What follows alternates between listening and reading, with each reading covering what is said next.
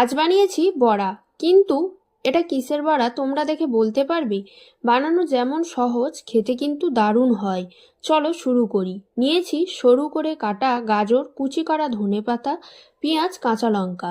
কি, গাজর দেখে নাক সিটকাচ্ছ আর ভাবছো এসব দিয়ে আবার কে বড়া বানায়? আরে, একবার খেলে তবেই তো বুঝতে পারবে কেমন টেস্টি হয়। অন্য পাত্রে নিয়েছি বেসন, দেব কালো জিরে, লবণ, হলুদ, লঙ্কা গুঁড়ো। তারপর কেটে রাখা পেঁয়াজ, গাজর, ধনেপাতা, কাঁচা লঙ্কা সব কিছুকে দিয়ে প্রথমে ভালোভাবে মিশিয়ে নেব। মেশানো হয়ে গেলে অল্প জল দিয়ে হাতের সাহায্যে বেশ কিছুক্ষণ সময় ধরে ভালো করে মাখতে হবে। এই মাখানোটা কিন্তু মেন কাজ। যত ভালো করে মাখা হবে বড়া খেতে তত সুন্দর হবে। ভালো করে মাখা হয়ে গেছে, কিছুক্ষণ রেখে দেব। তারপর কড়াইয়ের তেল ভালো করে গরম করে একে একে বড়াগুলো দিয়ে লো টু মিডিয়াম আঁচে বড়াগুলো উল্টে পাল্টে খুন্তির সাহায্যে চেপে চেপে ভেজে নেব, যাতে ভেতর পর্যন্ত বড়া খুব ভালোভাবে কুক হয়ে যায়।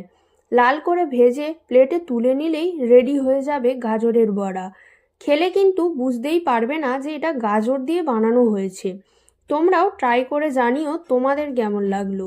আমার তো ভাতের সাথে গরম গরম বড়া ভাজা খেতে দারুণ লাগছিল। আজ এতদূর, দেখা হবে নেক্সট কোনো ভিডিওতে, ততক্ষণের জন্য বাই।